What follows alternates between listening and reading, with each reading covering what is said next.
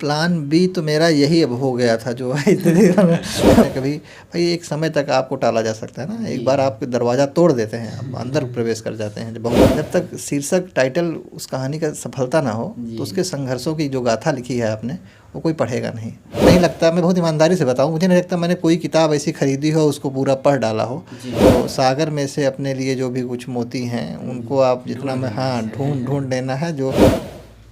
Hello friends, स्वागत है एक बार फिर से एक नए वीडियो में। तो फ्रेंड्स, जैसा कि आप लोगों को पता है कि इस समय यूपी पीसीएस का रिजल्ट आया है और डेली इसी के सीरीज़ में हम एक वीडियो प्रोवाइड कर रहे हैं। तो उसी के सीरीज़ में आज हमारे गेस्ट हैं हिमांशु द्विवेदी सर। इनका यूपी पीसीएस 2022 में नायब तहसीलदार की पोस्ट पर 17वीं रैंक के साथ सिलेक्शन हुआ है। और इससे पहले सर बताना चाहूँगा फ्रेंड्स आप लोगों को कि इससे पहले सर का 2021 पीसीएस में जीआईसी लेक्चरर के पोस्ट पर चयन हुआ था। और 2018 से सबसे बड़ी बात फ्रेंड्स ये है कि सर 2018 से लगातार इंटरव्यू दे रहे हैं। यह एक मोटिवेशन है, एक जज्बा है, आप लोग के लिए कुछ सीखने की ज़रूरत है। और इससे पहले फ्रेंड्स बता देना चाहता हूँ कि 2017 से सर नवोदय विद्यालय में ऑलरेडी सेलेक्ट थे और टीचर थे। तो आज इनसे बहुत कुछ जानने का हमसे आप लोग को मौका मिलेगा।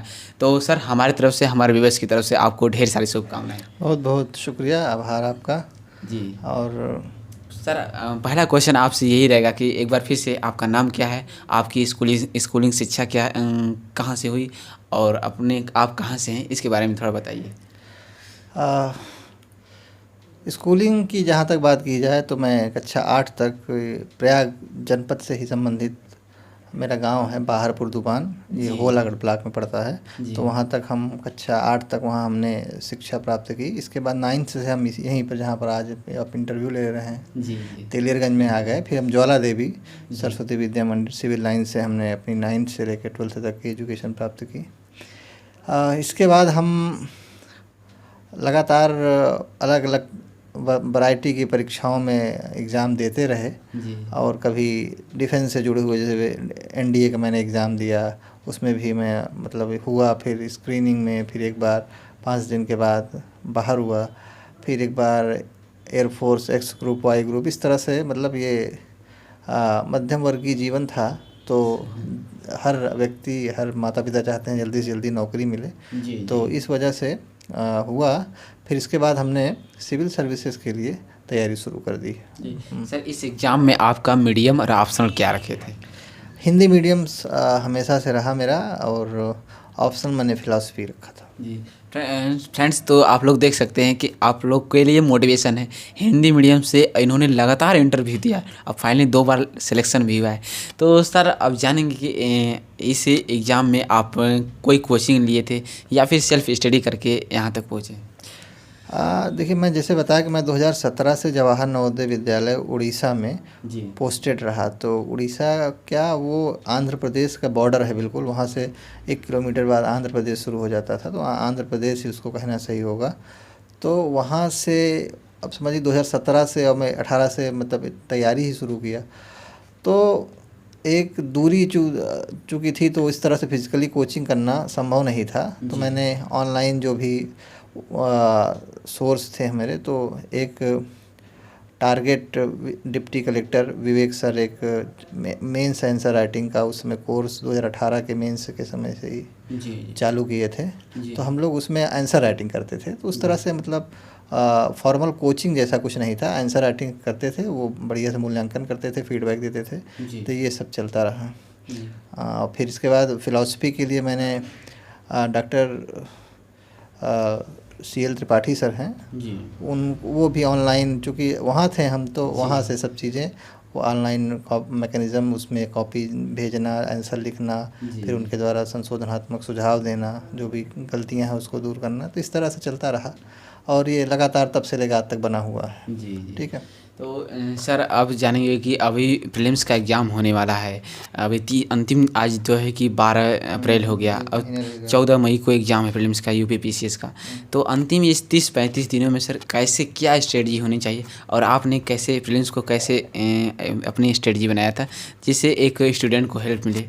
देखिए, प्रीलिम्स मुझे लगता है कि मतलब हर व्यक्ति की अपनी अपेक्षाएं, महत्वाकांक्षा होती है। तो मुझे भी लगता है कि मैं भी एक पड़ाव में हूँ और अभी और कुछ अर्जित करना शेष है। तो आप लगे रहिए और कुछ किताबें वो जो आप सब जानते हैं उसको पढ़ते रहिए।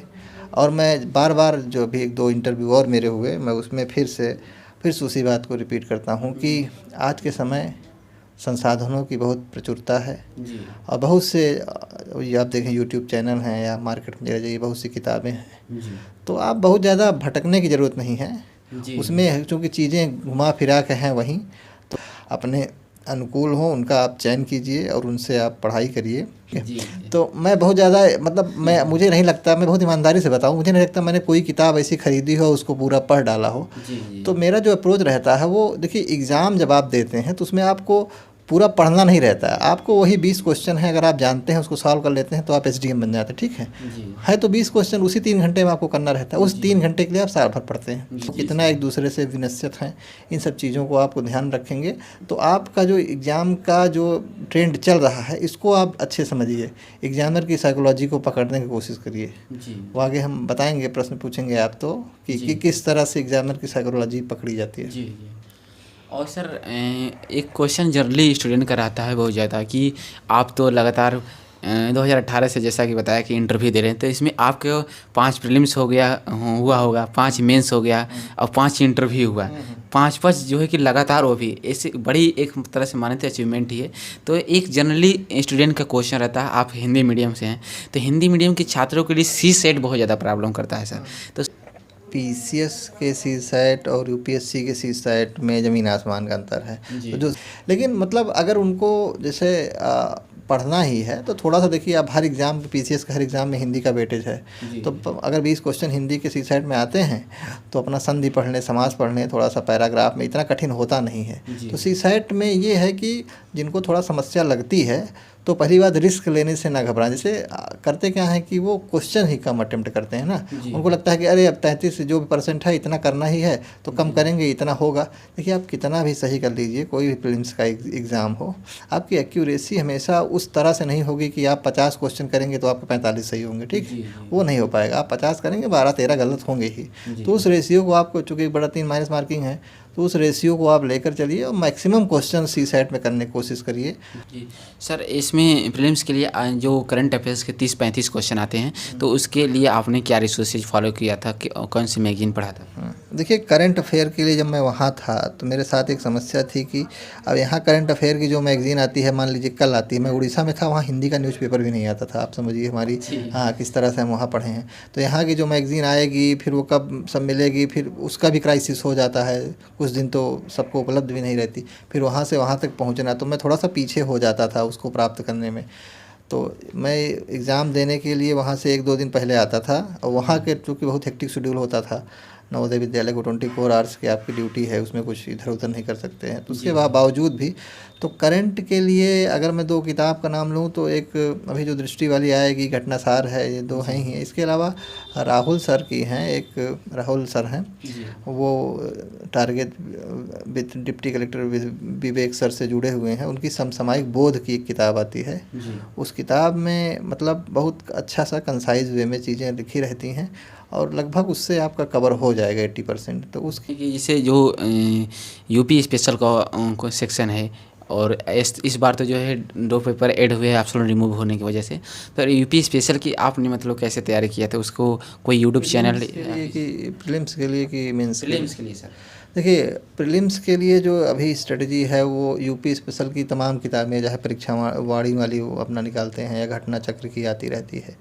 तो इन जो प्री के लिए है उसके लिए ये मतलब बेसिक उत्तर प्रदेश की जो समझ है वो तमाम जगह के जो इंस्टीट्यूशंस हैं, लखनऊ में क्या है, इलाहाबाद में क्या है, मेरठ में क्या है, और 1 डिस्ट्रिक्ट 1 प्रोडक्ट से जुड़ी हुई योजनाएं और यूपी का बजट, ये चीज़ें महत्वपूर्ण हैं। इसके अलावा जो नहर सिंचाई परियोजनाएं हैं, ताप विद्युत कौन कहाँ है, सिंगरौली का क्या है, विंध्याचल का क्या मामला है, ठीक है, कहाँ पर कोयला से है, कहाँ पर गैस से है, कहाँ पर जल विद्युत परियोजना है, और यहाँ का जो आर्द्र भूमि वाला जो रामसर साइट्स हैं। तो ये मतलब आप खुद ही आप उन चिन्हों को, आप यूपी में कोई सम्मेलन हुआ हो या कोई ऐसी योजना आई हो उसके लिए किस तरह की पात्रताएं हैं, तो आप खुद ही आप बैठ कर सोचेंगे तो कुछ सिलेक्टिव चीज़ें आपको मिल जाएंगी।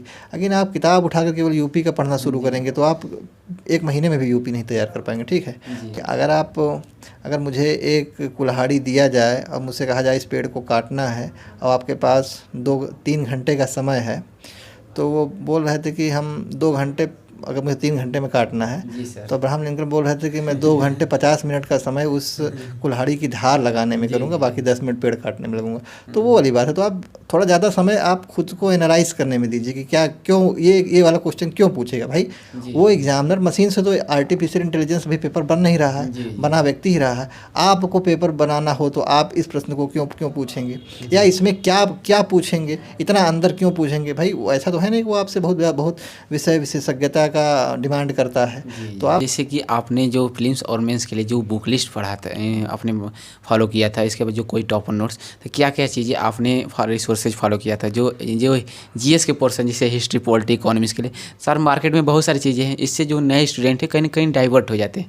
जो स्पेसिफिक हो जिसे पढ़ना चाहिए उसे आप बताइए। अरे मुझे स्टूडेंट से पता नहीं इस इंटरव्यू में कहना चाहिए कि नहीं चाहिए, लेकिन मुझे बहुत शिकायत है, 1-2-3 चीज़ों से। एक शिकायत ये है कि बच्चे लिखते नहीं, वो लिखना नहीं चाहते। वो 3 घंटा पे अगर कुर्सी पे बैठ जाएंगे तो अगर एक उत्तर लिख लेंगे तो उसी में उनका हाथ पैर, मतलब जब हम लोग मेंस देकर आते थे तो सबसे बड़ी प्रॉब्लम यही होती थी कि गर्मी में होता था कभी उसमें, मतलब बैठे बैठे आँख के आगे अंधेरा छाने लगता है, दिखता। लेकिन अगर जो बच्चे निकल रहे हैं कोशिश करें कि वो इंग्लिश मीडियम से रहें तो इंग्लिश मीडियम में लिखें, उनका फ़ायदा है। दूसरा चीज़ क्या है कि अगर आप हिंदी मीडियम से हैं तो आप कापी तभी ठीक से, चूँकि हिंदी में आपकी स्पीड अगर स्लो है, आप लिखते नहीं, आप प्रैक्टिस नहीं करते हैं और आपका कंटेंट थोड़ा कम है, तो आपका पेज खाली रह जाएगा, आपके आंसर छूट जाएंगे। तो उसका तरीका यही है कि आप डायग्राम जितना अधिक से अधिक बनाएं। हालांकि डायग्राम बनाने में प्रॉब्लम क्या होती है, डायग्राम बनाने में प्रॉब्लम ये होती है कि अगर आपने फ्लो चार्ट बनाया, आप किसी चीज़ के कारण दिखाना चाहते हैं, आपने सर्किल बना लिया, आप सोचते हैं 8-10 कारण दिखा देंगे, 3 कारण के बाद आपको चौथा कारण याद ही नहीं आ रहा उस समय, क्योंकि आपको उस समय तुरंत प्रोड्यूस करना रहता है। तो उस सब चीज़ को ध्यान में रखें कि आप टू द पॉइंट चीज़ें कैसे आपको 4-5 मतलब एकदम मुँह ज़बानी याद हो। फिर इसमें थोड़ा सा बात करेंगे कि फिल्म्स के लिए आपने कोई टेस्ट सीरीज ज्वाइन किए थे या फिर डेली टेस्ट लेते थे? नहीं, प्रीलिम्स के लिए टेस्ट सीरीज जैसा तो कभी नहीं किए। क्योंकि सर मेंस के लिए वही बताए थे जो आंसर राइटिंग वाले ग्रुप से जुड़े थे, बाकी कहीं कोचिंग। कितना हेल्पफुल रहता है अगर टेस्ट सीरीज? हाँ, अगर फ़र्क किसे पड़ता है, जब आप किसी ग्रुप में रहते हैं, आपने आंसर लिखा, आपके साथ 10 लोग में हम देखते थे, कई हमारे उसमें थे ग्रुप में, तो हो सकता है मैं भी, मेरी काफ़ी ब्याज भी लोग मतलब करते हैं सर आपका जो सफलता है वो आपके अनुरूप नहीं है, आपको और जिस हिसाब से आपकी कॉपी थी आपको ऊपर जाना चाहिए। वो मैं बताऊंगा कि मेरा क्यों अभी तक यहीं तक हुआ है, वो मैं आगे बताऊंगा।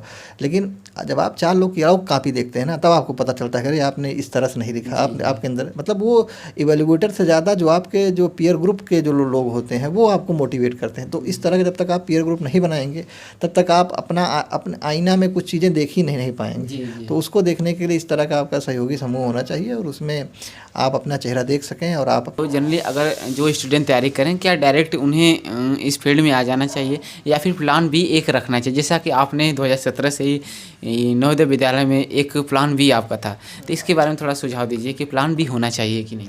अरे प्लान बी तो मेरा यही अब हो गया था, जो स्थिति बन रही थी, जो मतलब लगातार। भाई आप सोचिए, आप एक बार इंटरव्यू देते हैं, घर वाले, परिवार, समाज, आप फ़ोटो डालते हैं, आप लगाते हैं कि इंटरव्यू देकर आ रहे हैं, रिजल्ट आता है, आपका नाम नहीं होता है, तो आप कहाँ होते हैं? अगली बार फिर से प्री में उन्हीं 5 लाख बच्चों के साथ आप फिर से खड़े हो जाते हैं, उसी भीड़ का आप हिस्सा होते हैं। तो और इस चुनौती को लगातार 3 बार 4 बार झेलना, तो ये तो बहुत हृदय विदारक है। और आप जान रहे हैं कि आप बेस्ट हैं। आपके साथ देखिए, मेरे साथ क्या विसंगति हुई, मेरा जो 3-4 साल जो मेरा जीएस का पेपर रहा, हिंदी का पेपर रहा, जैसे हिंदी है, एसे है, कहीं कुछ प्रॉब्लम नहीं, सब जहाँ का 101 नंबर, 108 नंबर, 100 हिंदी में, एसे में 102 नंबर, मतलब इसके अलावा जीएस के पेपर में 122, 123 नंबर तक मिले हैं। पागल हैं, आपको केवल कोसना शुरू करेंगे, कुछ नहीं कर रहा है इसीलिए सफल नहीं हो रहा है। वो जानते थे कि भाग्य कभी ना कभी भाई एक समय तक आपको टाला जा सकता है ना, एक बार आपके दरवाज़ा तोड़ देते हैं, आप अंदर प्रवेश कर जाते हैं, बहुत देर तक नहीं खुलता है तो उस तरह की चीज़ें होती हैं। लेकिन उस तरह की जर्नी नहीं रहेगी कभी कभी परिवार रिश्तेदार, चूँकि 21-22 साल में हम खुद ही नौकरी पा गए, नवोदय पीठ पीछे करना, तो वो सब जब सुनाई पड़ता था पीछे से कोई बोल रहा है तो तकलीफ़ होती थी। दूसरी तकलीफ़ क्या थी कि वहाँ से यहाँ तक आने में प्री मेंस लगातार एग्ज़ाम देना, फिर वहाँ छुट्टी मांगना, तो फ़्लाइट से आना, रात में पहुँच रहे हैं, सुबह एग्ज़ाम है, फिर शाम को अगले दिन फ़्लाइट है, इस तरह से भाग दौड़ भरी ज़िंदगी, बार बार 2-2 ट्रेन बदलना, तो वो सब मेरी ज़िंदगी के सफ़र। भी मोटिवेशन लाइनें, इंस्पिरेशन लाइनें और जो आपको आती है हमारे स्टूडेंट के साथ शेयर कीजिए। मोटिवेशनल लाइन जैसा तो बहुत कुछ है कहने के लिए, जो कि लिटरेचर से पीजी है हमारा, तो वो सब नहीं, लेकिन मैं वो हाँ एक छोटी बात मैं कई बार से उसको रिपीट कर रहा हूँ, फिर से रिपीट कर रहा हूँ कि जिस कहानी का शीर्षक जी सफलता ना हो, जी, उस कहानी के जो संघर्ष हैं उसको कोई पढ़ना नहीं चाहता है। समझ गए? आपको पहले समाज में, आपको समाज परिणाममुखी है, आपको परिणाम देखता है, आप क्या किए हैं, दारू पिए हैं, सिगरेट पिए हैं, क्या किए हैं, कहाँ घूमे, कुछ मतलब नहीं। आप आ गए हैं तो बस आप सफल हैं, तो आप समाज आप उनके लिए देवता हैं। हाँ, बचना चाहिए इससे ये सब। और तो फ्रेंड्स सर हमारे तरफ से और हमारे व्यूअर्स की तरफ से एक बार फिर से आपको ढेर सारी शुभकामनाएं, और आशा नहीं कि आई होप कि इस बार आपको ये SDM बने और फिर हमारे चैनल पर वापस। ये आपके साथ जो भी इस वीडियो को जो लोग देखेंगे उनका भी वो समझेंगे, हमारी पीड़ा महसूस करेंगे, हमारे संघर्षों को महसूस करेंगे, तो उनकी तरफ से भी कुछ आशीर्वाद की है। और आपका जो प्लेटफॉर्म है, आपने मुझे एक अवसर दिया जिससे मैं अपनी बात कह पाया, इसके लिए बहुत तहे दिल से आपका शुक्रगुजार हूँ, और बहुत बहुत धन्यवाद आपका भाई। Thank you sir. तो फ्रेंड्स वो सारी चीज़ें सर ने प्रीलिम्स के लेकर आंसर राइटिंग के लिए एक ब्रॉड स्ट्रेटजी आपको बताई, और सर की जर्नी काफ़ी संघर्षमयी रही है, और सर ने एक बहुत अच्छी बात कही, आपको भी मन में रख लेना चाहिए है अपने पूरे आने वाले लाइफ में आज, कि जिस कहानी का शीर्षक सफलता ना हो उसे कोई नहीं जानना चाहता, कोई सुनना भी नहीं चाहता। तो ये फ्रेंड्स आज हमारे एक नई ऊर्जा का संचार, एक हमारे जीवन में एक नई उड़ान सर ने भरी है, और आई होप कि यह वीडियो आपको पसंद आएगा। कोई भी क्वेरी है तो कमेंट सेक्शन में ज़रूर बताइएगा, जिससे आने वाले हम अगले वीडियो में क्वेश्चन हम पूछेंगे। तो फ्रेंड्स तब तक के लिए जय हिंद, जय भारत।